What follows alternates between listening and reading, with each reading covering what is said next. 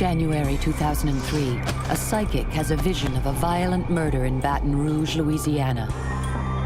I felt terrified. She sees the killer's face. He had black hair, he had brown eyes, he had a very round, full face. But her description is ignored by the police. A serial killer is on the loose. More women could die if no one listens.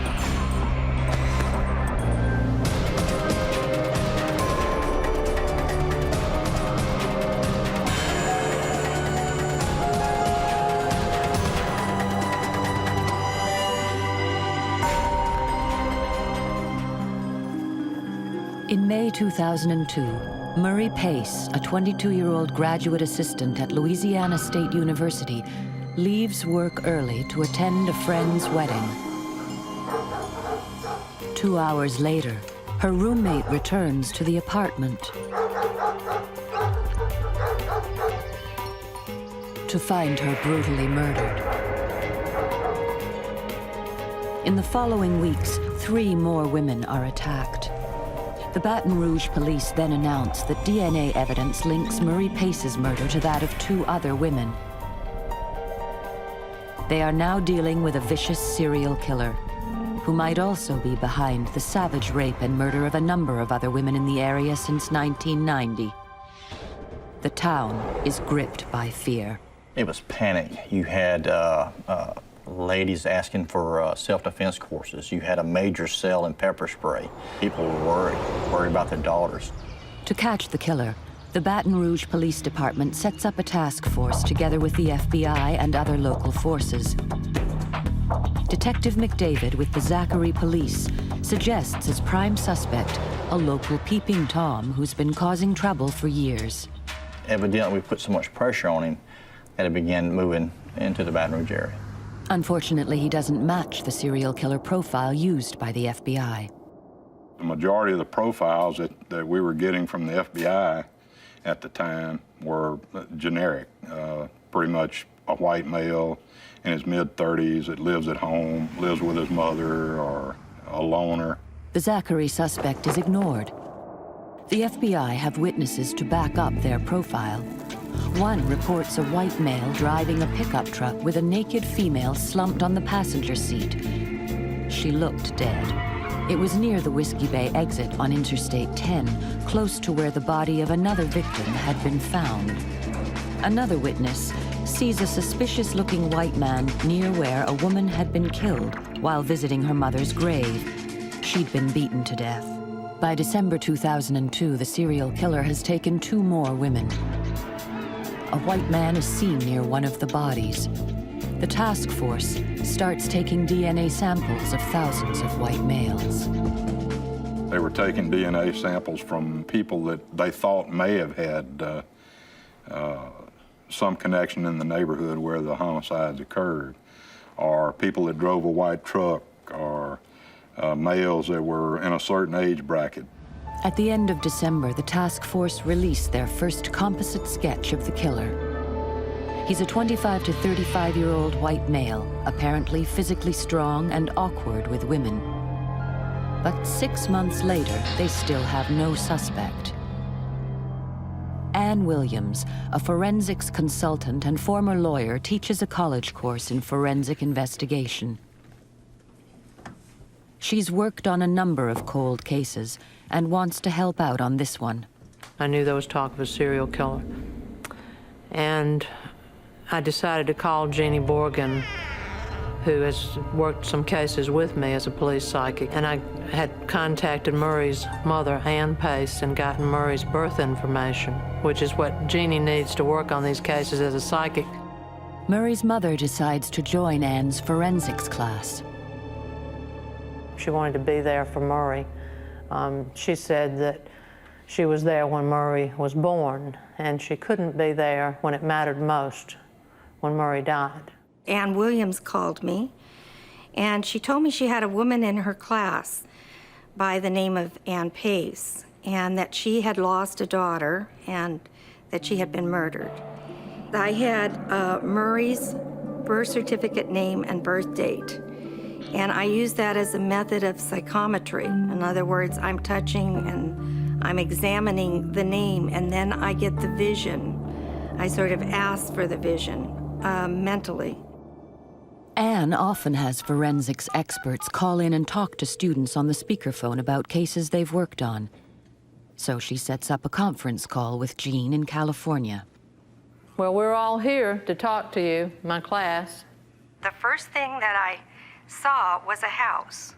Very neat house, a neat manicured lawn, very peaceful. I had seen him on a street corner looking at the apartment building. She didn't know him, but she had seen him. So he was familiar to her. She was not overwhelmed or frightened. He can be very personable.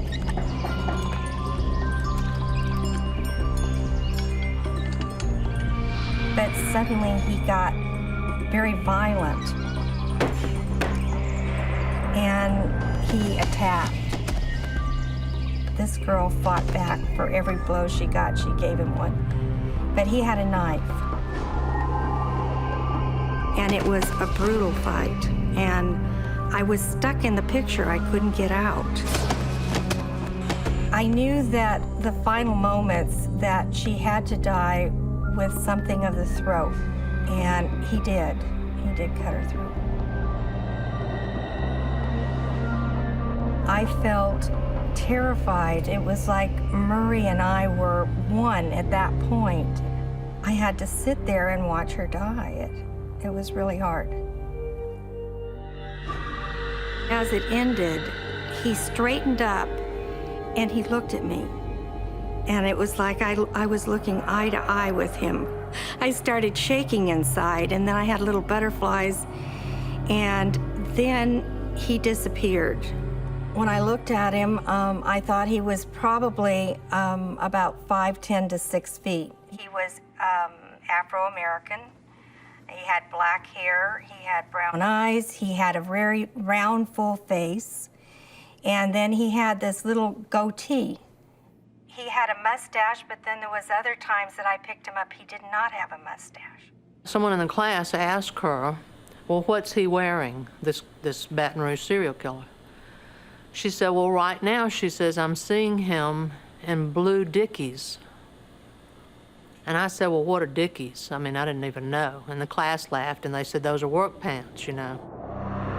With Murray's mother verifying the known details of the murder, the class are stunned by the realism of the psychic's vision. But Ann Williams is uneasy. When Jean first described the serial killer as being a light-complected black man, I just thought she was off. I didn't believe it. Because, you know, statistically, he would be a white man, and that's what they said they were looking for. Can Anne's investigation be of any help to the task force if Jeannie's vision is so off on such a key point? January 2003. Baton Rouge is being terrorized by a serial killer. A task force is set up to catch him. They believe he's a white man and take DNA samples of over 2,000 men. But 6 months later, they still have no suspect. Forensics consultant Ann Williams wants to help. She involves her friend, psychic Jeannie Borgen, who has a stark vision of the murder of one of the killer's victims. But in her vision, the killer is a light-skinned African-American. Ann thinks she's wrong. Ann was right. You don't positively make a statement about a suspect until you're absolutely certain. But Anne has worked with Jeannie before, and the psychic's accurate description of the murder persuades her not to give up too easily. Over the following months, Jeannie has constant visions of the killer. I was tuning in on him every night. He was in the car a lot. She sees him at Whiskey Bay off Interstate 10, where the bodies of 2 earlier victims were found. Jeannie is convinced there are more. With her friend, Chip Bowman, Ann Williams tries to find the places Jeannie sees in her visions. If they find another body, it might lead them to the killer. They photograph likely locations and send her the pictures. Well, I think probably if we take pictures anywhere around here, it'll be helpful to Jeannie, because who knows where he would have dumped somebody. Then we could go back the opposite end where Pam Kennemore's body was found, to that north area, that wooded area that Jeannie's interested in, and take some shots of that. Okay. Okay, thanks. Well, it's very, very hard because I have to have a fix. I have to see a certain tree, or I have to see something that looks like what I'm seeing. Jeannie tries to guide them through the landscapes of her visions. I can't believe this, Jeannie. We're actually seeing what you're telling us. Listen, you need to go to your right. There's going to be a big line of trees there. Yeah, all right, now wait a minute. When he walked into the line of trees, there was like a culvert there and he tripped. There is a dip in the ground, just like you said. I cannot believe this. But finding a body in this vast wilderness requires a massive search, and time is running out. Jeannie begins to sense the killer's moods. He really did not like women, especially women who were mentally above him, or he felt superior to him. These women were basically the same. They were professional women. I mean, we had 2 homicides in Zachary, which is in the parish, that were fairly consistent with what was happening in Baton Rouge. It was almost a hate sexual type of a situation. Jeannie senses the killer is ready to strike again. The energy had been building in him as he watched the person for maybe weeks. He did a lot of surveillance, what we can tell, on these victims' houses. He knew their movements, knew when they come outside, he knew who was at the house. And then when it got powerful in the body, he went for it. I knew that this was a man who had to kill. As the killer's bloodlust becomes stronger, Jeannie has a terrible vision. I thought I had another victim. And then suddenly I realized she's alive. And it was like, oh my God, she's alive. And she's gonna be one of the future victims. And then at that point, I thought, but where is she? Where do I go from here? The killer is already stalking his next victim. As Jeannie tries desperately to see where the attack might happen, the landscape of her visions becomes more recognizable. He stood one night looking out at the water, and I saw these beautiful white birds fly over the water. That was I think that was at the foot of Stanford Avenue. 2 of the killer's victims had lived on Stanford Avenue. Does his new victim also live here? With time running out, Anne and Chip scour the area. The next thing I got was a house. It was a greenhouse. It had 2 trees on both sides, like this, like a frame, and it had bushes in front. That had to be where she lived. But I couldn't quite figure out, I couldn't get anything that would give me a sign as to where it was at. And then finally a breakthrough. Anne and Chip locate one of Jeannie's visions. He went to this place that was sort of a little restaurant with a big television. When I got the picture of this little restaurant, it wasn't much, but I was overjoyed that they had found it, because I thought that he'd probably frequent that a lot. But tragically,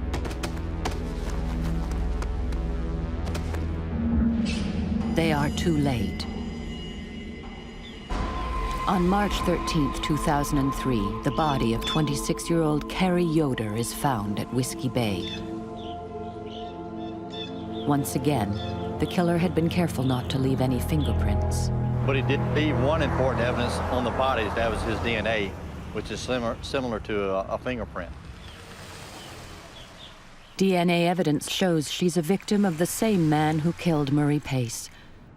The man the task force are convinced is white, but who appears in Jeannie's visions as a light-skinned African-American. But as far as the description of this light-complected black man, I just didn't buy that. He's white. She's wrong. Then, some days later, while talking to Murray's old roommate, Anne makes an extraordinary discovery.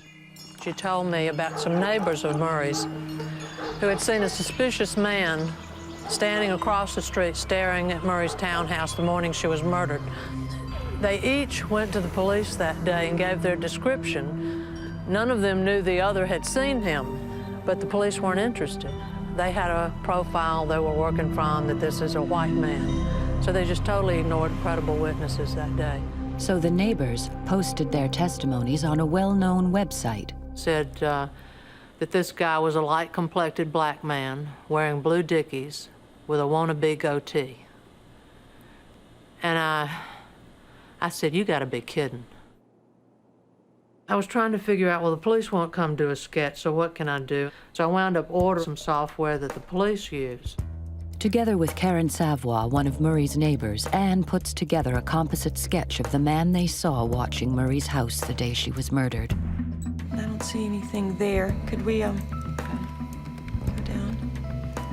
Let's try 812. Wanna try it? No, I don't think so. And No. rounded on the. So it needs on the flatter? tip. Yes. Okay. But we'll keep going. Not as broad as the one that I liked. I think about- it was 836.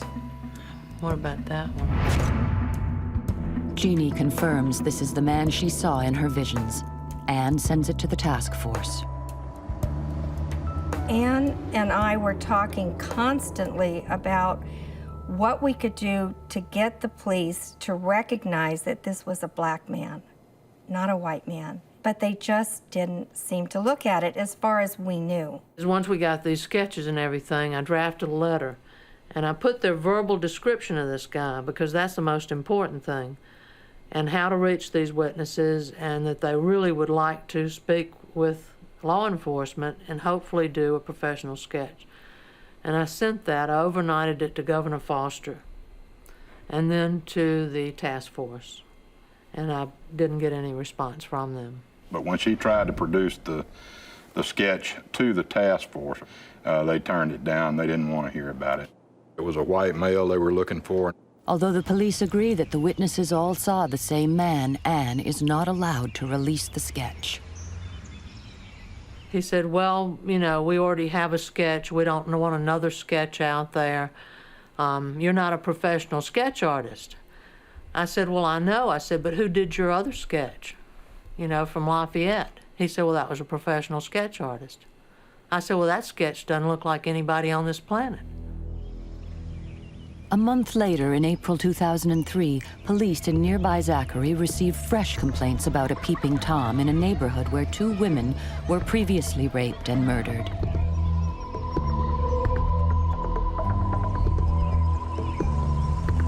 The neighbor across the street here called in and stated that a black male was standing at this window right here, peeping into this window.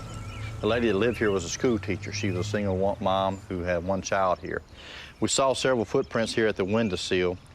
We followed these prints, and they went around the corner right here and went down the fence line right here and took off in the neighborhood.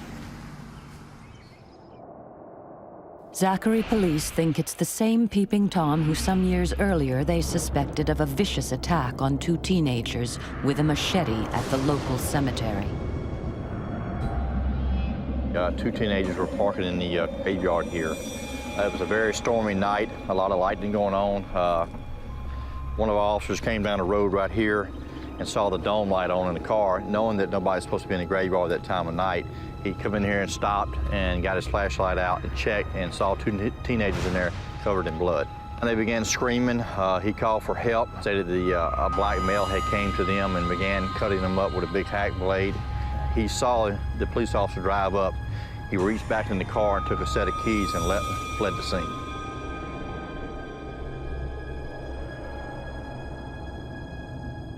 Working with the victims, police did a sketch of the attacker. It looks just like the peeping Tom. His name is Derek Todd Lee. They suggested him to the task force, but they aren't interested in a black peeping Tom. They believe the serial killer is white.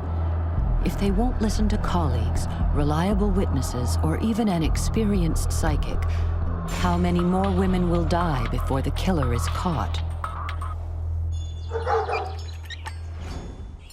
A savage serial killer is preying on the town of Baton Rouge. The police are hunting a white man, but psychic Jeannie Borgen believes he's African American. And while Ann Williams and photographer Chip Bowman try to find the places she sees him in, the killer strikes again. Meanwhile, police in nearby Zachary think the killer could be a black peeping Tom who's been plaguing their town for years. With fresh complaints of the peeping Tom in their area, Zachary police now reopen the file of their main suspect, Derek Todd Lee.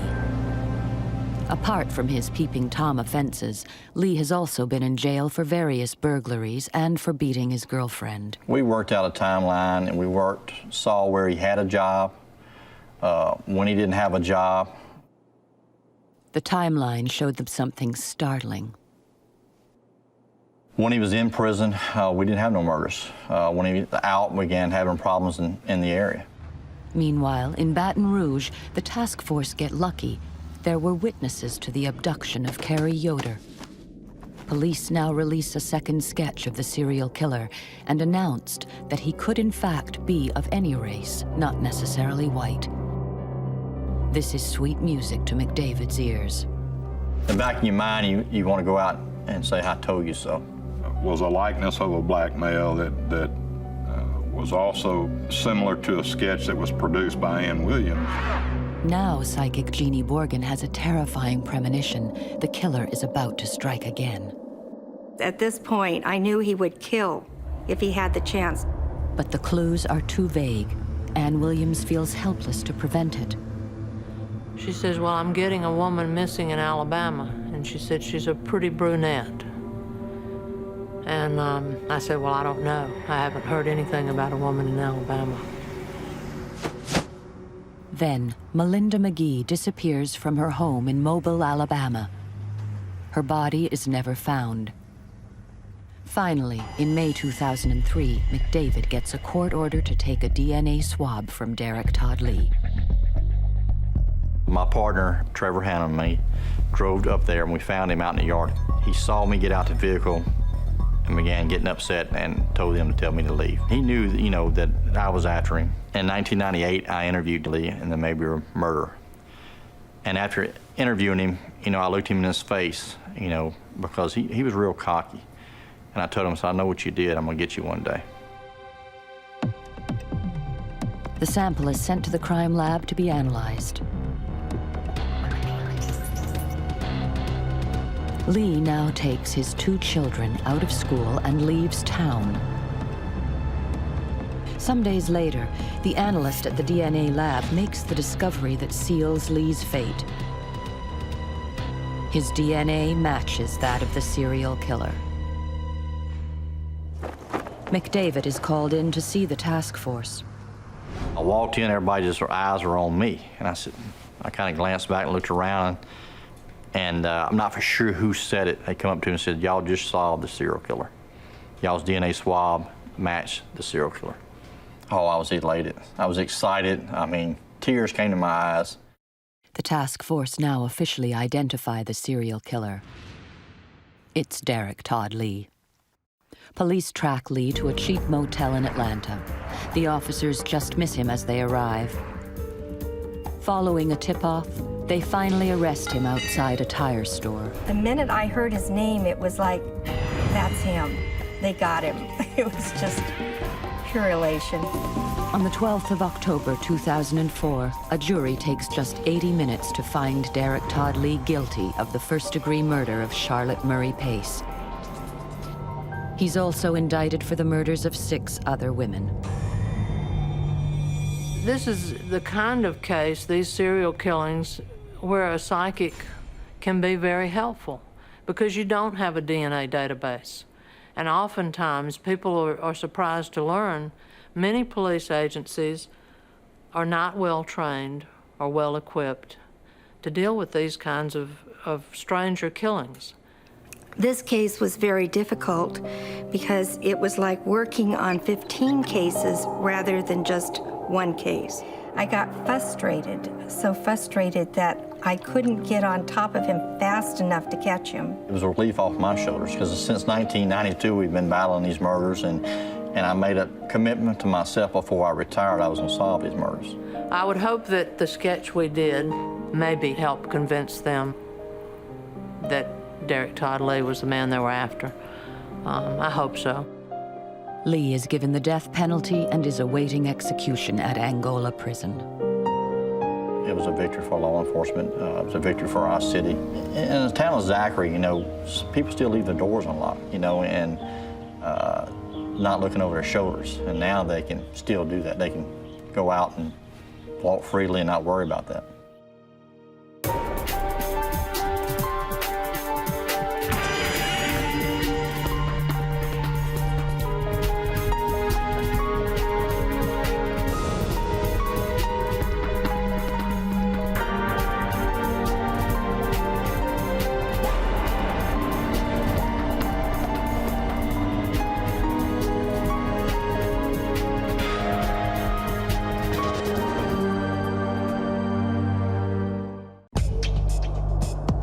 Drug trafficking as a career is fraught with occupational hazards, most notably violence, which in extreme cases can cause death.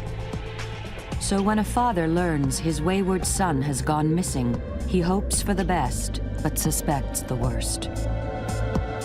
And when the police can't find him, the father enlists the help of not one, but 2 psychics. Now I got a sense right away that he was gone. You're not looking for a living human being anymore. You're looking for a body, and a body can be anywhere.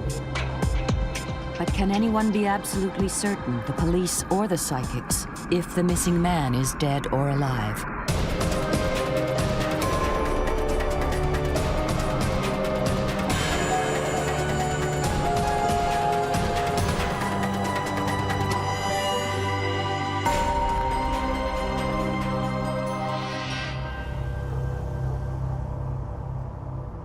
Back in 1994, Lawrence Embro was a businessman.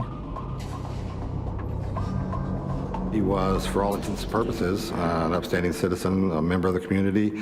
He had a fiance. His fiance and he had were to be married in 3 or 4 weeks. So he had all the characteristics of a normal citizen.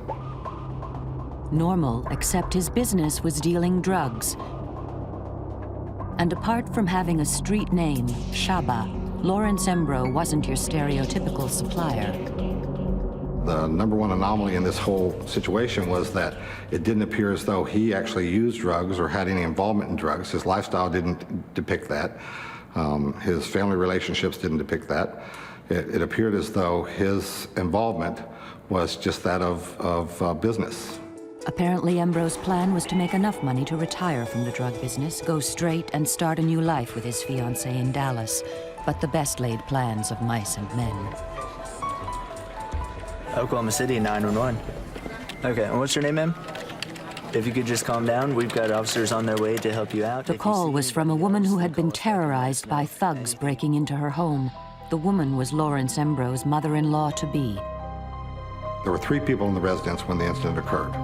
There was a woman, she's about 45 years old, and there were 2 children, 9.5 or 10 years old, where the door burst open, and these 2 individuals, both of them with weapons, immediately began striking her, forcing her to the ground, covering her face, loud abusive threats, threatening to kill her, dragging her and telling her, you know, don't look at me, don't look at me, forcing her to the back of the residence where the children were found. At the same time, we're asking, you know, where's Shaba's money? Where's Shaba keep his property, his stuff?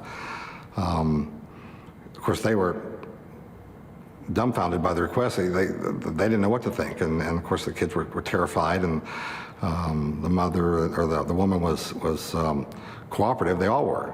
As this continued, for whatever reason, and it appears to be just an opportunistic thing, one of the suspects took the woman to a different room and continued searching, and then at one point sexually assaulted her. Apart from $40 taken from a piggy bank, the assailants leave empty-handed. When Evans interviews the victims, it becomes apparent that the men were looking for Lawrence Embro, but Embro is nowhere to be found. The fact that he doesn't return phone calls immediately raises suspicion. Had it not been for the fact that the home invasion also included reference to him, there would have been some resistance to taking that kind of complaint or that kind of concern seriously. But given the fact that there was a reference made to him during the home invasion, and that coincided exactly with the time that they lost contact with him, it was obvious that they were related. But in this case, because of the timing of Embro's sudden disappearance and the ransacking of his mother-in-law's home, Evans felt that there was an obvious connection.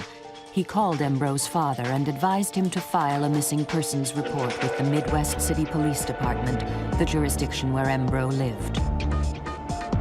Now there are 2 official police investigations. While Dan Evans of the Oklahoma City Police Department handles the home invasion, the missing persons case is assigned to Midwest City Detective Pam Gray.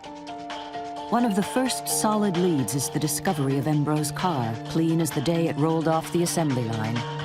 A normal car is going to have prints unless somebody didn't want prints there, in which case that's a red flag. Everything indicated to me something had happened to Lawrence Embro, that he had been killed. About a month into the investigation, Detective Gray received a phone call from Lawrence Embro's father. He came to accept the fact that his son was probably dead, but he wanted the body. He wanted to be able to bury his son. The father was so desperate to recover his son's body that he contacted a local psychic and wanted Gray to meet with her. I said I would be willing to do anything, because we kind of reached a stalemate, a standstill as far as the investigation. A lot of people were talking to the detective in Oklahoma City, and their indication to me was they had been advised not to talk to anybody else, including me. Oklahoma City was working one aspect, I was working the missing person on Lawrence Embro. It's really kind of tough when you run into a stone wall. Gray, who'd never worked with a psychic before, was in for a rude awakening from her colleagues. Well, there was a lot of laughter, and I would constantly hear there was no reason for any comments to be made because they would all be humming the theme song to the Twilight Zone. Way out there, Earth calling Sky King, you know. Just rude comments, but you get used to it.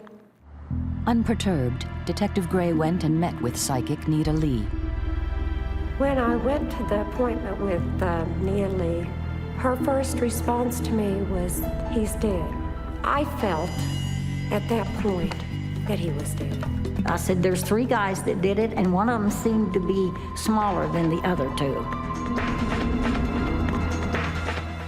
Gray was really hoping for Nita to pinpoint a location. And I said, he's northeast of Oklahoma City. There's an old tin barn where he is. I said, he can hear the train as it goes by. So see, his spirit was very much there with him. A train, an old tin barn, and northeast of the city? Not exactly GPS accuracy. We're talking a lot of farmland, a lot of pasture land, a lot of ranches. The scope that Nita Lee gave me would have been impossible to walk it. But Nita did give one other clue. She said the body was not buried. If this was true, it was in practical terms a plus. We would probably have a better chance of locating the body than if it was buried.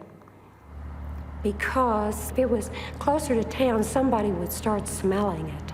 If it's out in the field, that possibility isn't going to exist. But hopefully somebody who owns some land or wherever would come across the body. Psychic Nita Lee was able to at least narrow down the search area to the northeast of Oklahoma City. Will a second psychic's clues lead Detective Pam Gray to the exact location and bring a sense of closure to Lawrence Embro's grief-stricken family?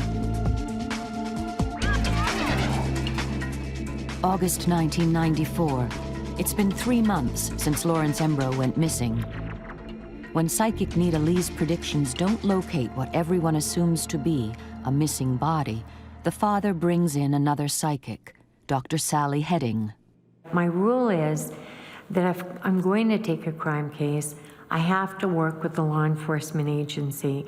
Sometimes, number one's for my protection, and number two, sometimes there are things that I don't think the family needs to know. They're already in pain. Sally never demands payment for her services, and with good reason. Because you're not going to always see everything. You're not going to be able to read everyone or pick up on everything. And so if you have that kind of pressure on you, wouldn't there be the fear that you'd start making up shenanigans? You know, well, I really need that money and the mortgage overdue, so maybe this time I'll just fudge a little. So when you're not, your livelihood is not contingent on it, then you aren't under that pressure. And you could say, you know what, honey, I can't help you. I don't see a thing around you. It's an absolute blank. Or you can go ahead and do a reading and say, yes, I'm getting this, this, and this. And the same thing for the law work, because all of that is pro bono. I charge nothing. And I tell them my accuracy rate has been tested to be about 80%. If I knew when I was wrong, I would never be wrong. I don't have a clue. Not a clue. Sally, who doesn't like to travel, works from the comfort of her home in California. I didn't think right off the bat that he was alive. It was a confirmation of what I already felt, what Mr. Imbro had come to feel, what Nita Lee had said, and now Sally Heading was saying it. I had the sense, because there was money involved, that it was about selling drugs, and that there was a lot of anger around this money, that it was a deal that had gone wrong. Once again, Sally and Detective Gray were on the same track. Well, my thought was he hadn't got out of the drug culture, that either a drug deal had went bad, or he was involved in something else that somebody wanted to get rid of him. One of the things I saw was a blue blanket. I knew they had not buried him. I saw a blue blanket over him. In sync with Nita, the man is not buried. The blue blanket, a new and pretty specific clue. I kept being shown flashing a metal sign that said Herefords on it. And I had the sense of prized Herefords. I also saw a barbed wire fence. I knew there was a gravel road. I could hear it. And I also knew that on the road going north,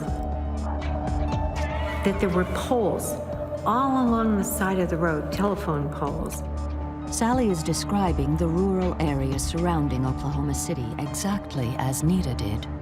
I got a strong sense that people came up from Los Angeles, the 3 people, to meet another man.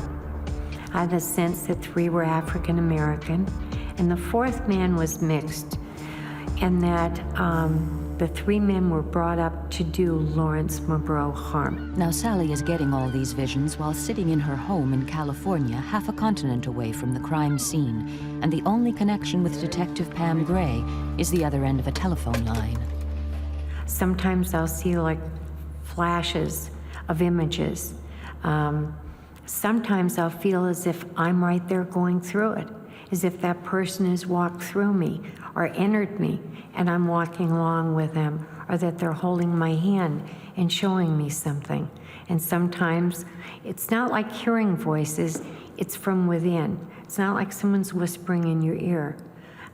Sometimes you'll hear a noise that might be connected with a crime scene or something. I have to confess, I started imitating my fellow detectives, humming the theme song of Twilight Zone. You know, I thought, I've got this phone call and I've got this woman telling me these things. And she's over 1,000 miles away. Yeah, right, you know. I knew this was a woman who hadn't believed in Santa Claus or the Tooth Fairy for many, many years, and I think I was on that list, you know, of people to be debunked. But I tended to believe, or at least have an open mind, because some of what she had told me was consistent with what Nita Lee had told me. But it was strange to me how people 1,500 miles away from each other were consistent in what they were saying. You know, I really believe that's the exceptional police officer who will set their own belief system aside and do whatever it takes to solve that case. And I think she has that kind of intelligence and insight. Sally's final prediction was astonishing. The body's going to be found by deer hunters. It's going to be happenstance that they come upon this body, and there will be two of them. Unfortunately, the notion of two hunters finding the body doesn't actually define or even narrow down a time frame. In Oklahoma, there's always some unsuspecting creature in season. Deer, dove, crow, rabbit, wild turkey, pheasant, quail, even squirrels are on the hit list. Detective Gray drives the general area northeast of the city, hoping Sally's clues will lead her to the body of Lawrence Embro. But even she admits it's a long shot. You would have to have literally millions of people just walking side by side to cover every square inch. It's like the needle in the haystack. Hopefully you will see something, but the possibility of that are slim and none. Sure enough, the search proves to be a waste of time. All the clues provided by both psychics yield nothing. But what if Sally Heading came to Oklahoma? Perhaps she could pick up more information from being in the general vicinity of the crime. But there is one small snag. I really didn't want to fly here. No offense to lovely Oklahoma, but I didn't need to. I read energy. I don't need to be someplace else. Energy is eternal. It's the same every place. I don't have to be right there to pick up on the energy. So I didn't feel I had to fly in. I knew I would not be the one that would, oh, here he is, I got him. Despite this, she reluctantly makes the journey to Oklahoma City. I came in for the family. There's nothing anyone can do that feels like enough. And so that was the energy that brought me here, to help the family. Did I feel that they were being any difference? No. Pam Gray, the detective charged with finding the missing Embro, is out of town the day Sally arrives. Detective Larry Beaver, who has never worked with a psychic before, is assigned to escort Sally around the city. I was a little bit apprehensive, to say the least, but I was a little excited also. Having an opportunity to work with someone outside the field of law enforcement seemed like it was going to be, like I said, exciting to me. I said, you know, once we get into Midwest City, I'll take over. I'll just tell you where to go, you know. Fortunately, we didn't end up in Cucamonga. Beaver takes Sally to a known crack house on the outskirts of the city. The rumor on the street was that this is where Embro may have met his end. 2 years before Embro went missing, a mass murder occurred here. 5 women were stripped and stabbed to death. Sally picks up on the bad vibrations. Wow. Can't imagine everything that's happened here. A lot of bad things. A lot of bad things. While Sally was convinced this was not the location, for the first time she got a sense that Lawrence Embro was executed. I had the sense of him going to there were stairs. I'm not sure now if it was upstairs or downstairs, but going into a building. He walked in, there were other men in there. Some of them he didn't know. There was the energy of hostility. He was anxious. I could feel that sense of anxiety, discomfort. You know, I don't want to be here. Like God, I'm outnumbered. Then I had this sense of gray around his face or neck. I wasn't sure if it was duct tape or if it was rope. I wasn't sure if they put him in a trunk or a back seat. I knew that they had not driven more than 20 minutes. The cop and the psychic continued to search the area, keeping roughly within a 20-minute radius from the city. For Sally, the sense of being in the right place is almost tangible. Now, ever since we pulled up here, I've had an overwhelming sense of déjà vu. And my definition of déjà vu is that you're on path, you're right where you're supposed to be, doing what you're supposed to be doing, that everything is exactly the way it's supposed to be, And that's the feeling I have right now. With everything. As Sally had predicted, the visit to Oklahoma didn't produce a body. Well, when we wrapped things up at the last location, I felt a little skeptical at the time, not knowing Sally very well and not knowing what to expect. Okay, fine, yes, we didn't find the body, but we found all these signs and symbols and things that you had predicted we would find, and you're telling me now that you believe that, you know, when hunting season starts that the body will be found. I will just leave it at faith and see what happens. What Sally had done to move the case forward was to narrow down the area where she thought the body might be found. One person says something, you can kind of blow it off.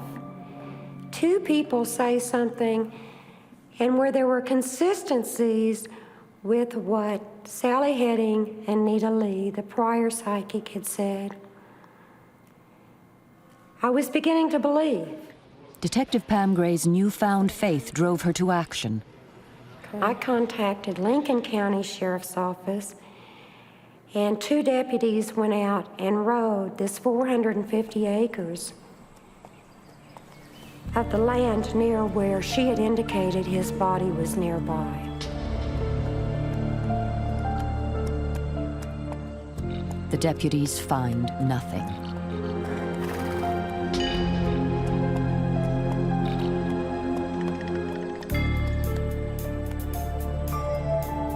In November 1994, 2 men are out hunting quail. It's 30 days since psychic Sally Heading was wandering around these parts. It's also the last day of quail hunting season. The unsuspecting hunters make a horrifying discovery. It turns out to be the remains of Lawrence Embro, exactly as psychic Sally Heading predicted. The body's going to be found by deer hunters. And I said he's northeast of Oklahoma City, I One of the think. things I saw was a blue blanket. I knew they had There's no not tin buried barn where he is, and it has great flashing a metal sign that said Hereford's. I said, he can hear the train as it goes by, and he could. I also saw a barbed wire fence. I knew there was a gravel road. I could hear it.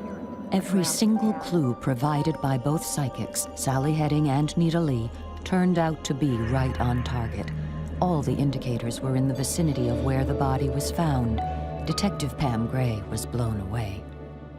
There wasn't any more teasing. There wasn't any more humming of the Twilight Zone. However, nobody wanted to come right out and say, hey, psychics are great, psychics are wonderful, you know, this is the answer. With the discovery of Embro's body, police were now dealing with a homicide. After an exhaustive investigation, detectives were able to piece together what had happened. The story was Mr. Embro gave approximately somewhere between $20,000 and $60,000 to an associate of his to go to California to pick up a load of cocaine. He reportedly bought a Lexus, went out to clubs, frequented ladies or women, and squandered all the money. To most dope dealers, they have to, or they're going to demand respect, because if they don't have it, they're not going to be able to do their work. If you don't respect them, you're not going to pay them. And a lot of dope dealers will front you dope. In other words, they'll give you the dope without the money on your word that you're going to pay them back. They only do that if they know you or if they respect you as someone in the business. If you don't have any respect on the street, whether you're a dope dealer, you're a cop, you're a doctor, or whatever, you're not going to get very far. There's no honor among thieves, but they do value respect very highly. They don't always earn it, but they value it. The gentleman with the new Lexus was Steve Gray. Embro, who naturally wanted his money back, put the squeeze on Gray. Gray called his gang member friends in LA, including a man by the name of Isaac Johnson. According to Johnson, Gray wanted Embro off his case, to do what it takes to scare him into backing off. As payment, they keep whatever money they find. However, before they get a chance to confront him, Embro makes a surprise visit to Steve Gray's girlfriend's apartment. Little does he know, the gang from LA are inside. Lawrence comes to the door, opens up his jacket, shows his gun, says he wants his money, or he wants him. So Steve invites him inside, says, I've got some money, let me pay you something, I'll get you the rest later. As soon as he walks in the door, Isaac Johnson tells us that he punches him in the face, and Lawrence Embrough goes down. They then commence to beating him with their weapons and with their hands and feet until they subdue him. Lawrence Embrough died from his wounds. The gang wrapped his head with duct tape, placed him in a blanket, and dumped him on the outskirts of town. The duct tape was exactly as Psychic Sally Heading described. The blanket, down to the color blue, was exactly as she described. Even Sally can't fully explain it. I wish I could tell you how I know these things. How did I know it was a blue blanket? You know, I mean, there are a lot of colors to pick from there. Is it a lucky guess? Do you know there are times I've really wondered that seriously? Could these be lucky guesses? Am I just doing, you know, randomly da-da-da-da-da? But it comes so quickly and so strongly, I don't believe so. The only way that I can come up with an explanation is that Lawrence was showing me where he was. All the gang members were charged and found guilty in the murder of Lawrence Embrough. Lawrence Embrough was 29 when he was murdered. He had planned on going straight, getting married, and moving to Dallas. Unlike many in his trade, he wasn't a drug user. Apparently, he was simply tempted by the lure of making a quick buck, a temptation that cost him his life.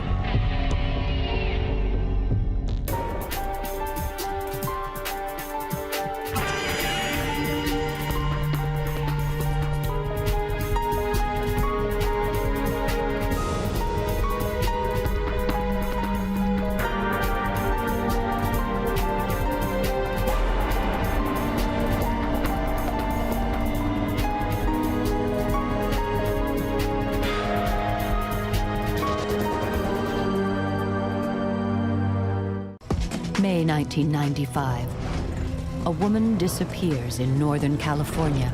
No one can find her. Then a psychic has a terrible vision. I could feel her energy, absolutely frantic with fear. She knew she was going to be murdered. For weeks, they search, but they can't find her. She's in a ditch, water not far away. Can the psychic lead police to her body so they can convict her cold-blooded killer?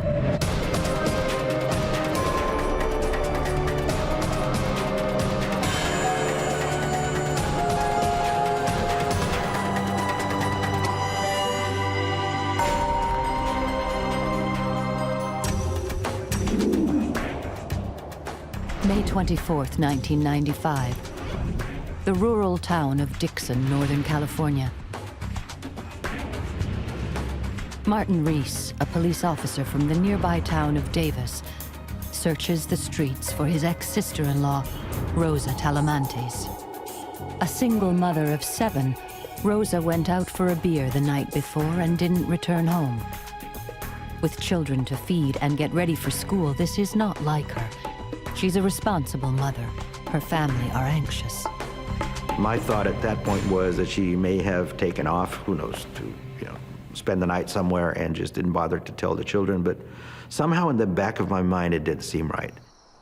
To make matters worse, the night before, Rosa's eldest daughter, Elisa, had a terrifying premonition.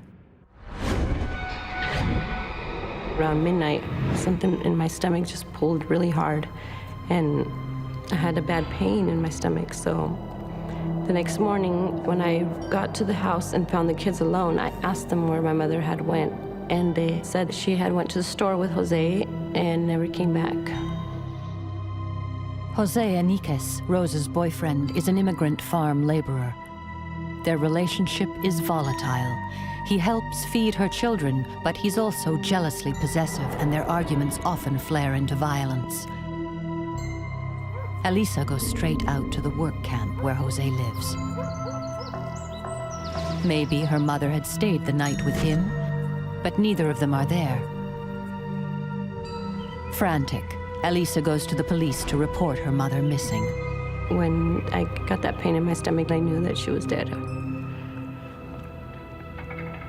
She wouldn't have stayed out that long with her kids at home. She'd never left them alone. Deep down inside, I knew she was really dead. But without proof that her mother is dead, the police tell Elisa they must wait 24 hours before they can file a missing persons report. Detective Sergeant Elaine Perry was friendly with Rosa. She and I, we developed a rapport and a good just communication between us. One day in passing, she had indicated to me that she was in a relationship, but the individual had a bad temper.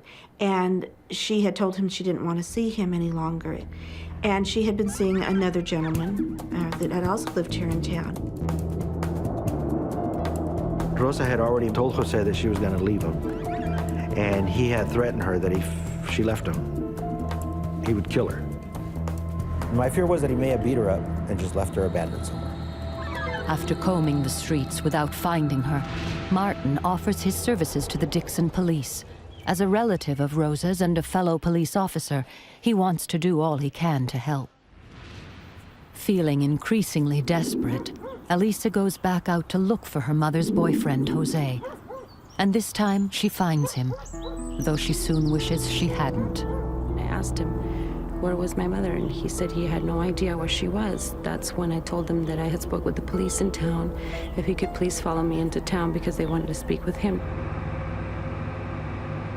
So he followed me, and halfway down the road, he flashed the lights at me and told me to pull over. So I pulled over, and I could tell he was walking up to my vehicle, very antsy, like he wanted to strangle me or do something to me.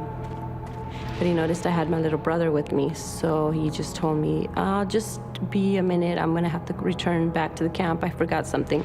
And I said, okay, because I didn't want to frustrate him more, so he went back and I drove into town. Elisa rushes to the police station to tell them she's found Jose. They must catch him quick before he escapes. Jose had left the camp the night before, but he came back at dawn drunk. It appears that he did return to the field because he wanted to get a paycheck. He made a statement to the coworker about sending a person to heaven. Police arrest Jose as he's about to leave the camp. Being the last person to see Rosa, he's a prime suspect. They hold him on an outstanding drunk driving offense, which gives them time to find out what happened to Rosa.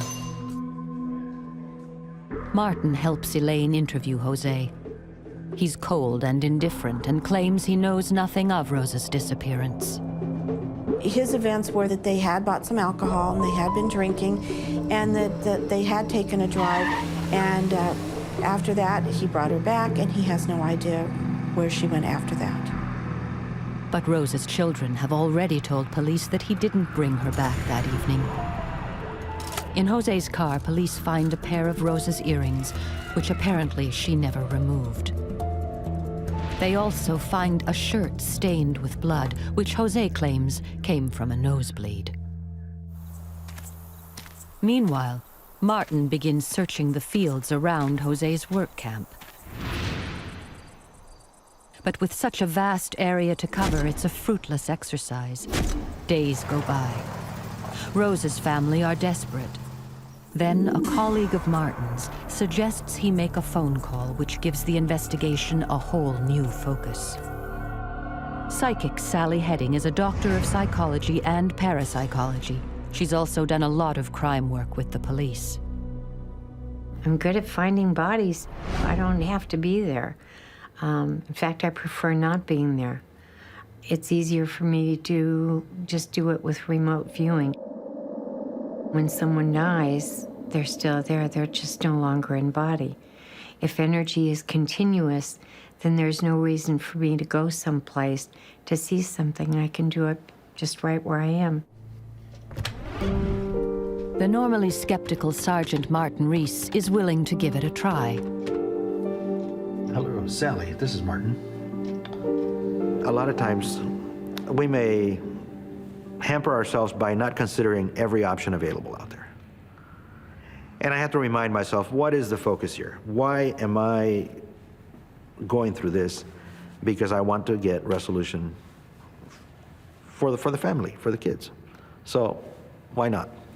She had a very strong feeling that this man was capable of taking her life. When Martin gave me the first phone call, I started getting a very strong sense of what had happened to this woman. In fact, as I talked with Martin, I knew that she was dead.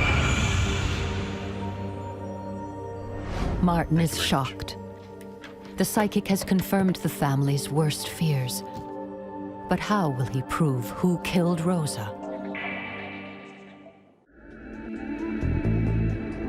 Rosa Talamantes has disappeared. Her boyfriend, Jose, is the last person to have seen her, but he insists he doesn't know where she is. The police lock him up on a drunk driving charge while they investigate. But after a week of searching for her, they find nothing. Her family fear the worst. Martin Reese, an out-of-town police officer and relative of Rosa's, is helping the police to try to find her. He contacts psychic Dr. Sally Heading, who confirms their worst fears.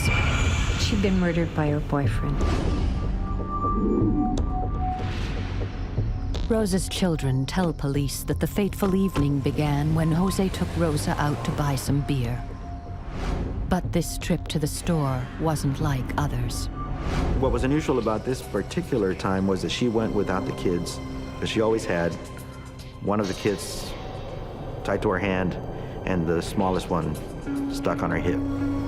When one of the kids offered to go with them, apparently he said he didn't want anybody to go with him, just the two of them to go to the store. And that's what was unusual.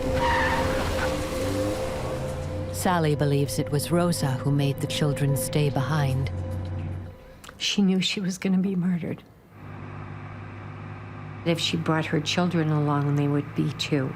If she didn't go with him, he would murder her there and take her children too. They'd all be gone.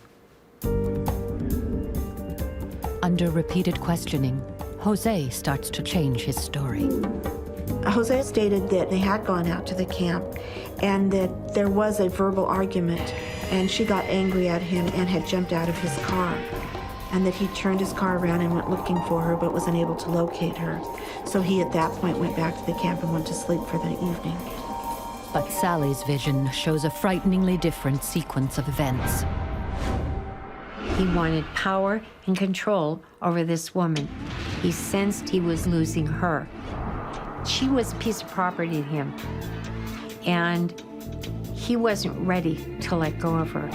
And if he wasn't going to have her, then no one else would.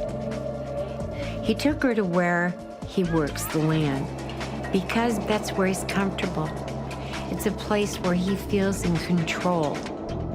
And once out in the fields, Jose gives vent to his violent jealousy. Sally experiences the harrowing last moments of Rosa's life. I had the sense of pain around my neck, of not being able to breathe. I had the sense of something burning me on my neck. The killing blow was at the neck and the chest that she bled out. That she was in a ditch on the side of the road, curled up in the fetal position. During the initial conversation, Sally told me, Dad, we needed to go back and search at the place where Jose lived. I knew she wasn't terribly far away from the ranch. I believe I said she was within 2 to 5 miles, something like that. There was a great sense of urgency on this case because of the concern about him taking off, concern about flight down to Mexico, not being able to apprehend him. Just over 2 weeks after Rosa's disappearance, a massive search is made of the area surrounding Jose's work camp. They brought out the mounted police, the canine. They had dogs that specialize in searching for bodies. They had people up in the sky. Just all the volunteers came together and searched the area. When you're getting into our rural areas, there's miles and miles of roadways and acreage and ditches, drain ditches and ditches in fields, and the ground being constantly worked up, and that somewhat makes a search more difficult. But even after such a huge effort, there is no sign of Rosa. We were disheartened by it because, of course, being small agencies in this county, it is difficult to get everyone together like that. And our hope, again, was to find Rosa. We needed to give that family some closure, be it a positive closure or a negative closure. But those children needed to know where their mother was. My brothers and sisters were scared, and they didn't really know what was going on. They weren't sure. They were also like in shock. They were in disbelief. They didn't want to believe that my mother was gone.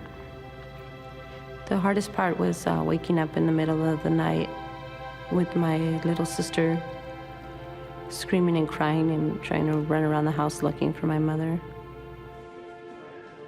Unmoved, Jose offers the children no hope. He insists he's innocent. And without a body, there's no proof she's dead. He could be telling the truth. There is always the possibility that what Jose was saying truly happened. But the evidence is stacking up against him. Tests now show that Jose's blood is type B, and the blood on the shirt found in his car is type A, like Rosa's. I would say that with the information that I had and the evidence, the shirt, the earrings, my thought was at that point that she was not alive. Now, certain that Sally is right about Rosa's death, Martin calls her again. The psychic has had another revelation. This guy. She asked me if Jose was likely to use abusive language with her in Spanish, and I told her yes, he was a Spanish speaker, because she kept hearing the word puta, something like that coming up. He said, "You think he called her that? That means whore in Spanish." And I said, "No, I see it being written out. I'm being shown the letters. I'm convinced it's on a sign not far from where her body is." He said, "Well, there's the Puta Creek. That's it." The Puta Creek happens to flow near Jose's labor camp. It covers a large area. Spurred on by Sally's vision, Martin spends days searching the surrounding fields and ditches. You can see that it's just acres upon acres of different crops. And a lot of the grass that is left from the previous crops grows over the canals, over the drainage ditch, making it nearly impossible to look into them. It's like looking for a needle in a haystack. My mindset was now that if he buried her in a ditch or in a canal somewhere where he only knows, there's a possibility that the body may never be found. And so I was already starting to toy with that idea that perhaps the kids would never have resolution or find the peace and at least being able to give her a proper burial. For the next 10 days, the searches continue throughout the locality, but there is still no sign of Rosa. Could the psychic be wrong? I wasn't worried about being wrong. I was frustrated. I was frustrated that I wasn't being shown more as to where she was. For some reason, all I was able to be shown was that sign, a ditch, and water not far away, and I knew she wasn't far away from the ranch. I really didn't stop to analyze, well, is she really telling me, good information? Should I believe her anymore? Not really. I don't think that really came to play. I think Sally at that point was one more resource that I needed to use. As the search for Rosa's body enters its 4th week, her family do everything they can to keep up public interest in the case. I was feeling confused and maybe not really believing that she was really gone. This really dear friend of mine started helping me. She put it in the paper, I think, on the news, that we needed volunteers for a search. And we had a lot of people help. And we went out and searched for her to see if we could find her somewhere out there in the fields. We looked everywhere, ditches and canals and everywhere, and we just could not find her. Meanwhile, Jose bides his time in silence. If they don't find Rosa's body, once he's served his drunk driving conviction, he'll be free. If you don't have the body, if you will, you're not going to be able to convince a jury that he killed her. He's going to have to be released.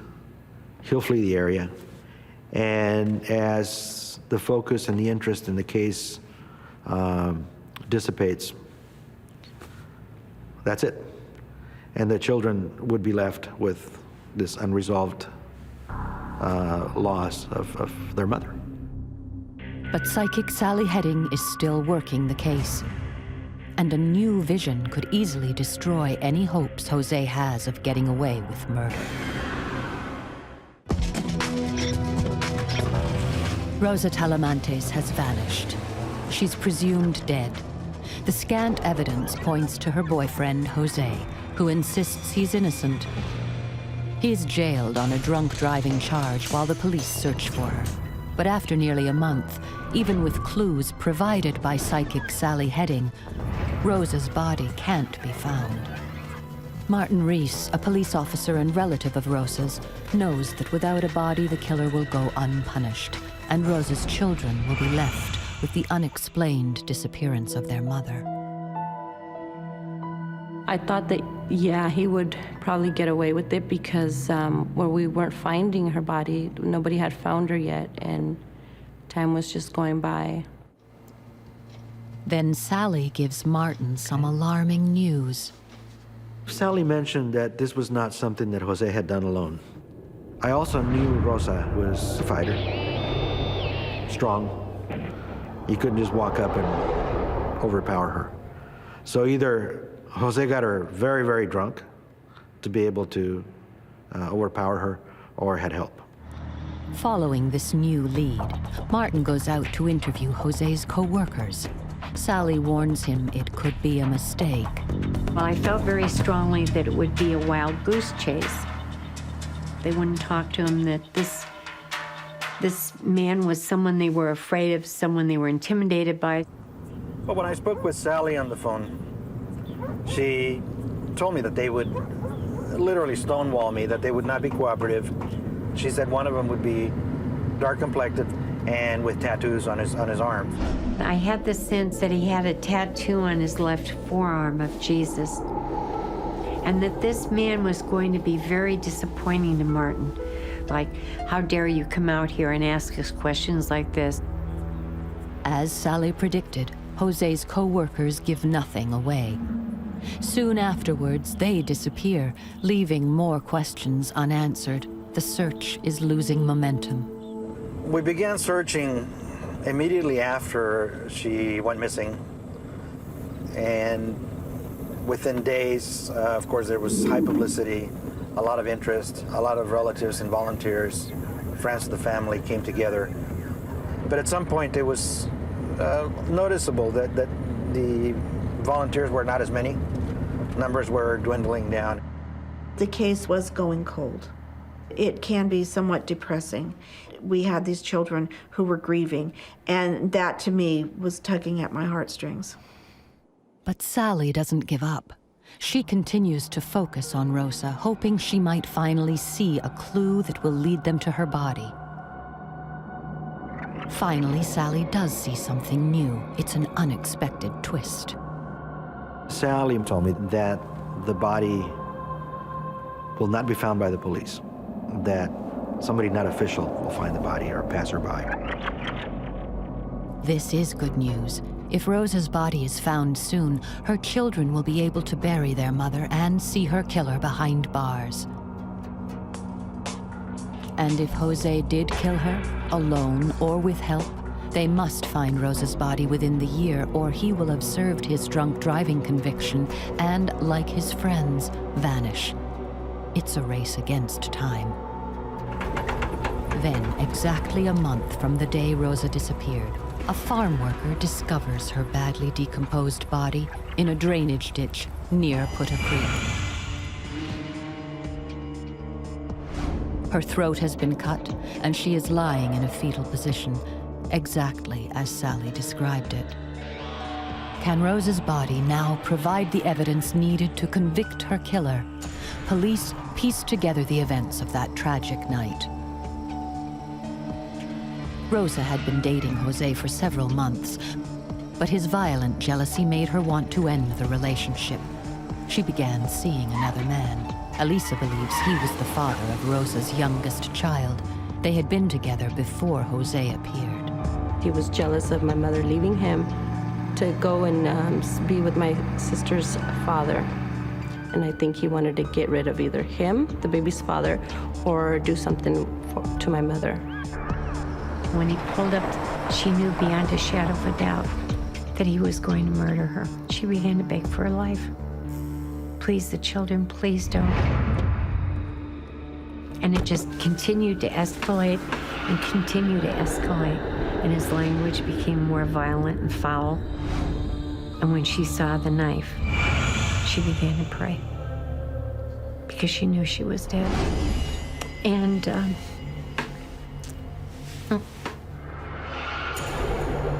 I could feel her energy, absolutely frantic with fear. My children. Who is going to be there for my children?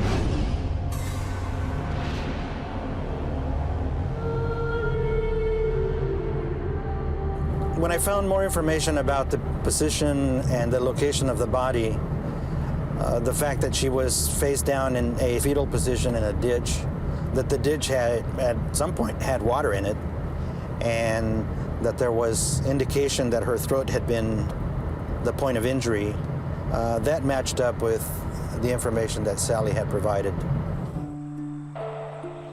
When they found her, I cried. I cried my eyes out. Because there's still a part of me that wanted to be wrong so she could still be alive. That would have been joyous to have been wrong about. Just joyous.